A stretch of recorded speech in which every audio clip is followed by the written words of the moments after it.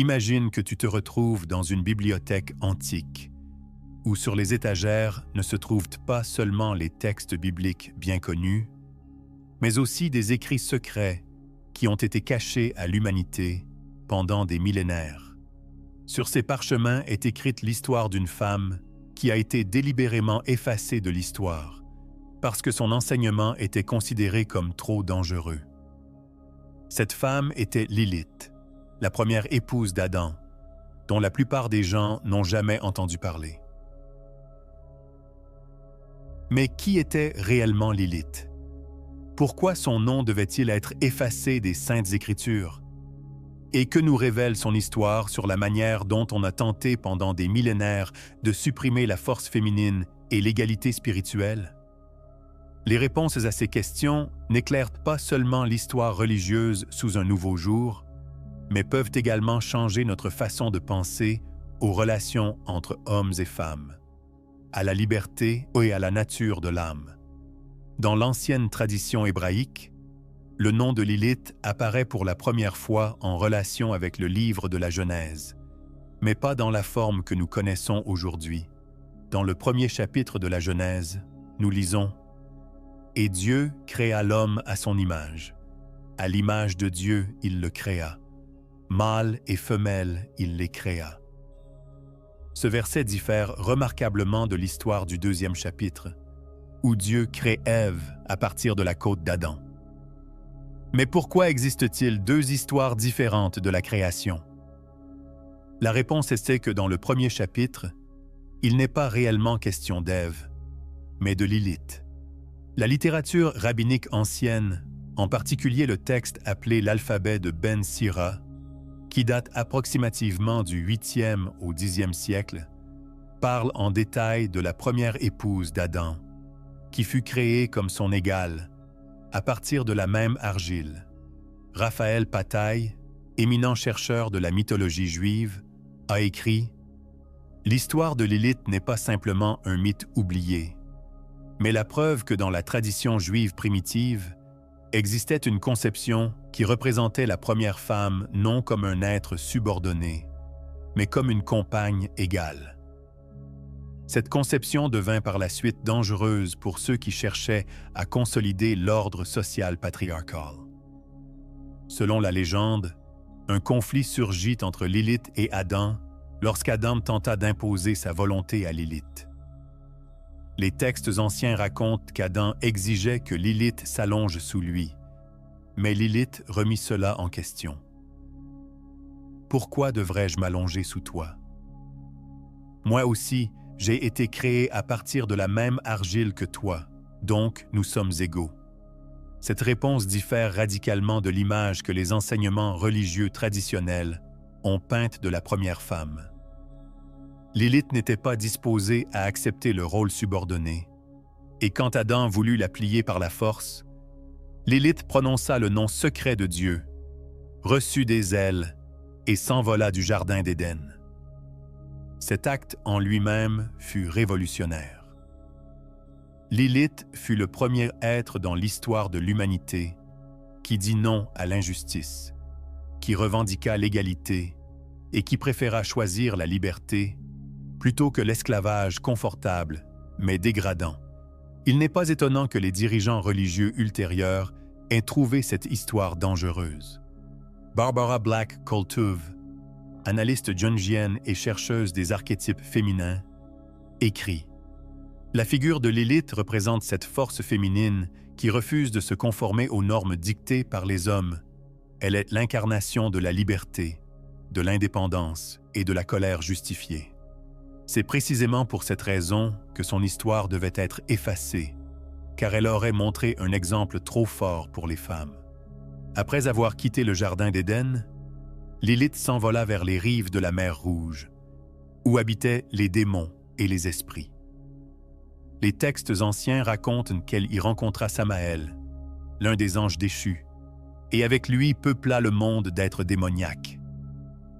Mais cette description fait clairement partie de la diabolisation ultérieure qui cherchait à souiller l'image de Lilith. La réalité était probablement beaucoup plus nuancée.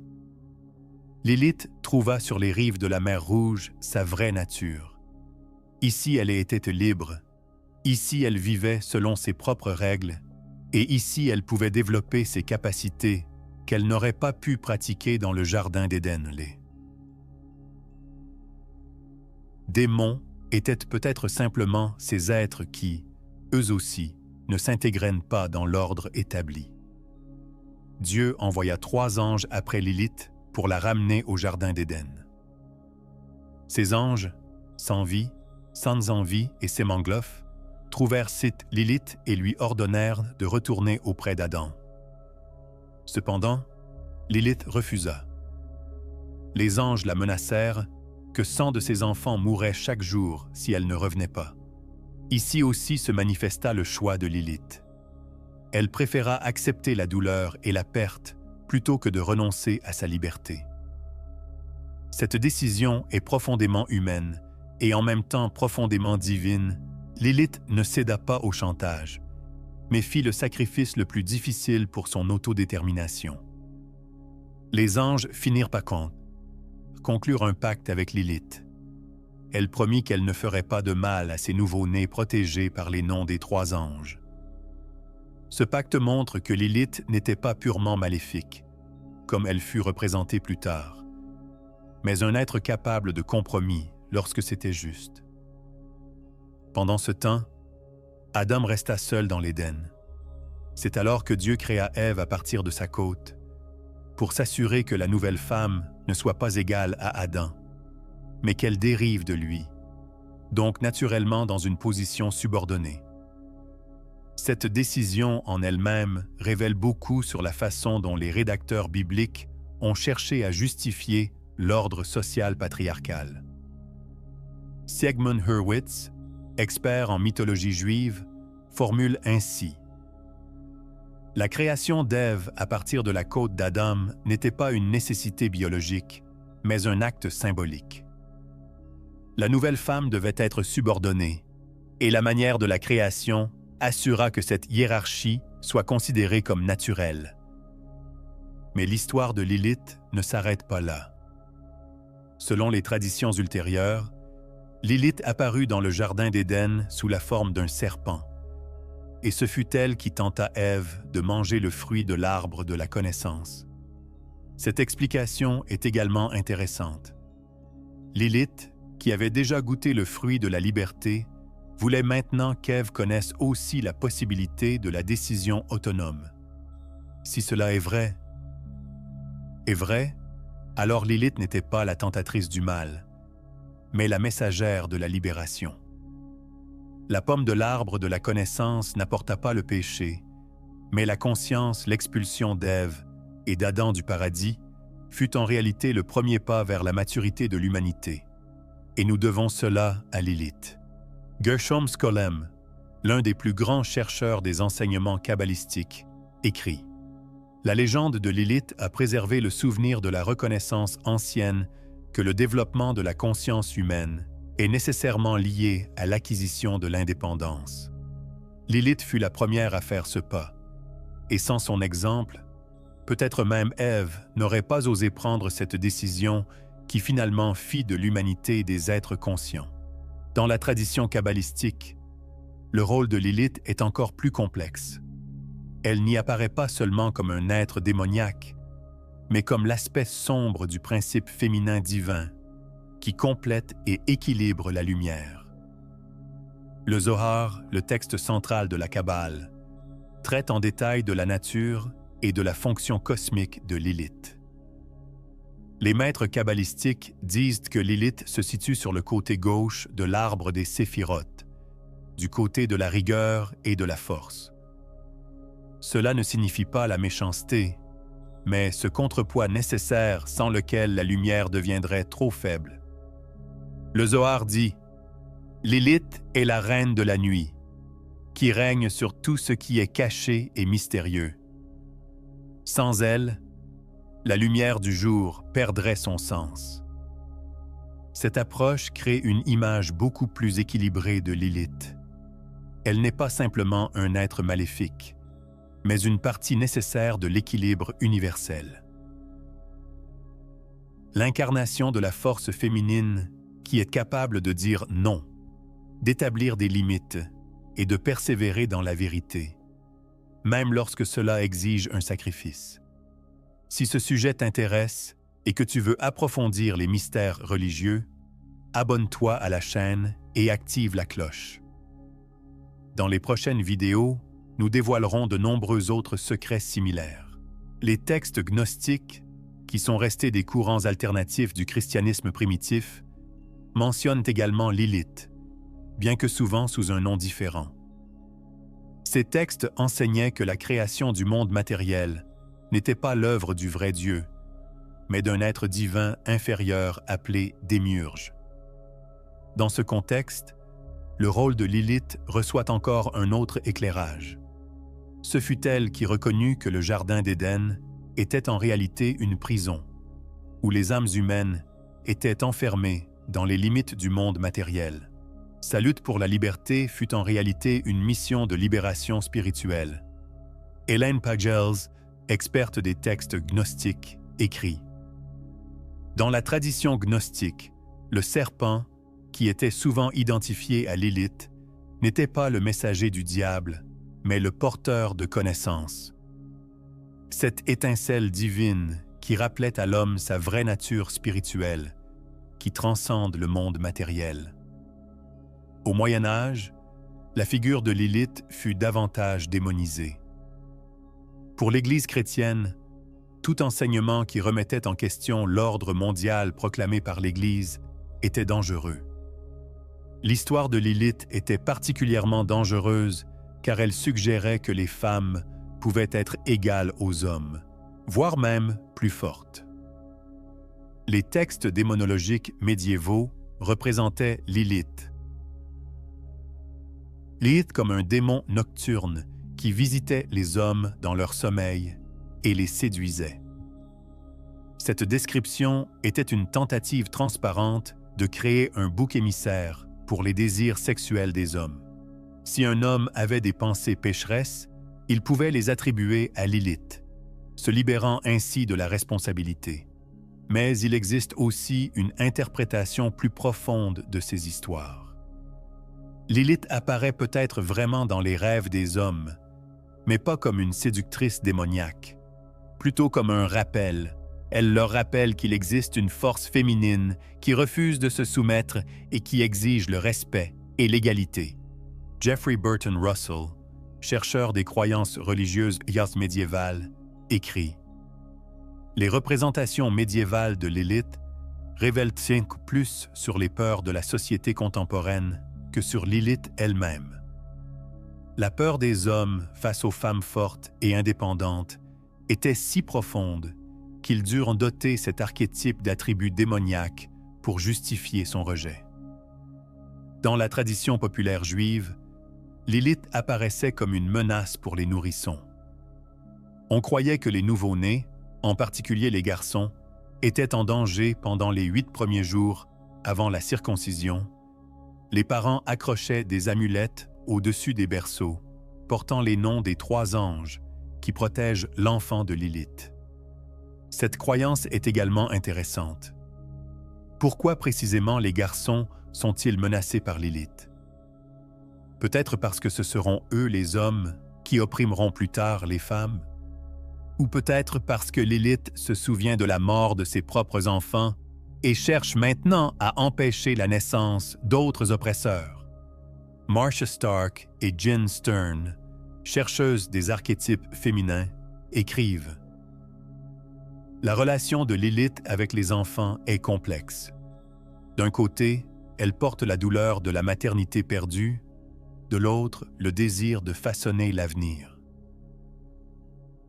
Si elle menace les enfants, c'est peut-être parce qu'elle sait dans quel monde ils grandiront et veut les épargner de cette souffrance.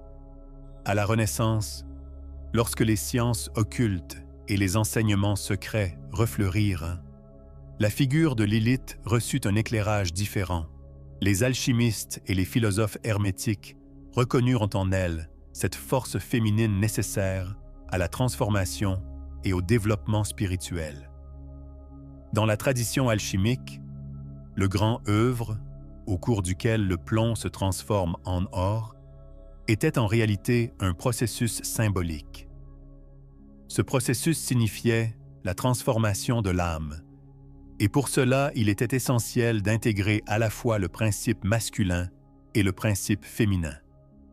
Lilith, dans ce contexte, représentait l'énergie féminine brute et non formée, qui ne peut être supprimée, seulement transformée et intégrée. Carl Jung, qui étudia profondément l'alchimie et la mythologie, écrit sur l'archétype de Lilith. Lilith est l'aspect sombre de l'anima, cette énergie féminine qui refuse de se soumettre au contrôle de l'esprit conscient. Cette énergie peut être effrayante, mais si on réussit à l'intégrer, elle libère une force et une créativité énormes. La psychologie moderne a redécouvert Lilith comme archétype.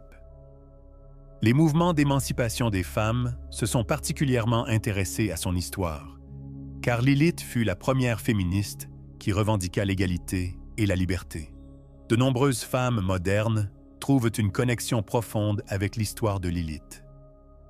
Ces femmes qui ont affronté l'oppression, qui ont dit non aux attentes injustes, qui ont préféré affronter les difficultés plutôt que de renoncer à elles-mêmes, elles sont toutes les héritières de Lilith. Esther Harding, analyste jungienne, écrit « L'histoire de Lilith est l'histoire de chaque femme qui a dû s'opposer à l'injustice. Son courage et sa persévérance montrent l'exemple que la liberté vaut toujours le sacrifice, même lorsque le chemin est difficile. Mais l'histoire de Lilith n'est pas seulement pertinente pour les femmes. Les hommes aussi peuvent en apprendre beaucoup. Lilith montre qu'une vraie relation ne peut être basée sur la domination et la subordination, mais sur l'égalité et le respect mutuel. Ces hommes qui comprennent cette leçon sont capables de créer des relations plus riches et plus profondes. Robert Bly, chercheur des mythologies masculines, écrit « Les hommes doivent apprendre que la femme forte et indépendante n'est pas une menace, mais un don. L'histoire de Lilith nous rappelle que la vraie virilité ne réside pas dans la domination, mais dans la capacité de créer des relations de partenariat avec des égaux. » De nombreux mouvements spirituels modernes ont redécouvert et restauré la dignité de Lilith. Dans les communautés néo-païennes et wiccanes, Lilith apparaît souvent comme une déesse vénérée, protectrice de la force et de l'indépendance féminine. Dans ces communautés, Lilith n'est pas un démon, mais un aspect divin qui enseigne aux femmes à se défendre, à croire en leur propre force et à ne pas accepter les situations injustes. L'énergie de Lilith aide celles qui veulent se libérer des rôles se limitant. Starhawk, sorcière moderne et activiste, écrit « La redécouverte de Lilith est l'un des développements les plus importants dans la spiritualité féminine moderne. Enfin, nous avons un archétype qui n'est ni humble, ni obéissante, ni victime. Lilith nous montre que nous pouvons être spirituelles et fortes, sacrées et libres en même temps. Un examen plus approfondi des enseignements de la Kabbale révèle d'autres aspects intéressants de Lilith. Selon le Zohar, Lilith est la partenaire de Samaël, mais cette relation n'est pas un simple mariage, plutôt une symbiose de deux forces cosmiques qui ensemble maintiennent l'équilibre de l'univers. Dans cet enseignement, Lilith et Samaël forment ensemble ce côté sombre qui équilibre le côté de la lumière. Ce n'est pas une lutte entre le bien et le mal, mais la coopération de deux principes nécessaires. Les maîtres kabbalistiques disent que la lumière n'existe que parce que l'ombre existe, et vice-versa. Gershom Scholem écrit « L'enseignement de la Kabbale dit que Lilith et Samaël ne sont pas les ennemis de l'ordre divin, mais ses parties. Leur travail est de tester les âmes, de renforcer celles qui sont capables de résister et de purifier celles qui échouent. Sans eux, le monde serait trop mou, trop faible. » Dans la tradition astrologique, Lilith apparaît sous trois formes. La lune noire, Lilith, qui est un point astronomique dans le ciel, la lune sombre Lilith, qui est un autre point également non physique, et l'astéroïde Lilith, qui est un corps céleste réel. Les trois représentent un aspect différent de l'énergie de Lilith. La lune noire. Lilith dans l'horoscope montre où et comment nous devons nous défendre, où se trouvent ces domaines. Dans la sequel, nous ne devons pas céder la lune sombre. Lilith symbolise nos peurs les plus profondes et nos désirs refoulés.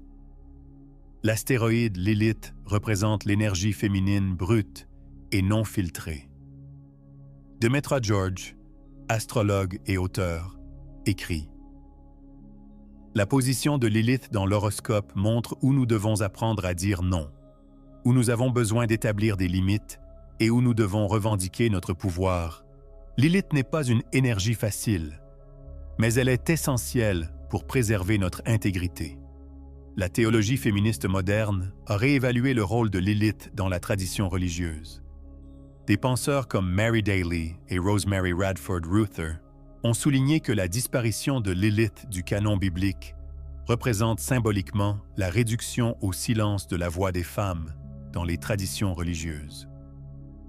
Mary Daly, théologienne féministe radicale, écrit « L'expulsion de Lilith des textes sacrés et sa diabolisation montrent exactement le processus par lequel les religions patriarcales ont éliminé le principe divin féminin. Mais ce qui fut un jour supprimé ressurgit maintenant, et le retour de Lilith symbolise la renaissance de la spiritualité féminine. D'un point de vue psychologique, Lilith peut être l'un des aspects les plus importants du moi ombre pour les femmes. Tout ce que la société ne permet pas à une femme d'exprimer, la colère, la force, le désir d'indépendance, s'incarne souvent dans l'archétype de Lilith. Marianne Woodman, analyste jungienne et experte en psychologie féminine, écrit « Beaucoup de femmes ont été élevées pour réprimer leur énergie de Lilith. On leur a appris à être gentilles, obéissantes, accommodantes. Mais cette énergie réprimée ne disparaît pas, elle se retire dans l'ombre, où elle explose de manière désordonnée. L'intégration saine signifie se connecter consciemment avec cette énergie. Du point de vue de la réincarnation, l'histoire de Lilith soulève des questions particulièrement intéressantes. Si Lilith existait vraiment et était une âme si forte qu'elle était capable de s'opposer même à la volonté divine, où est-elle maintenant?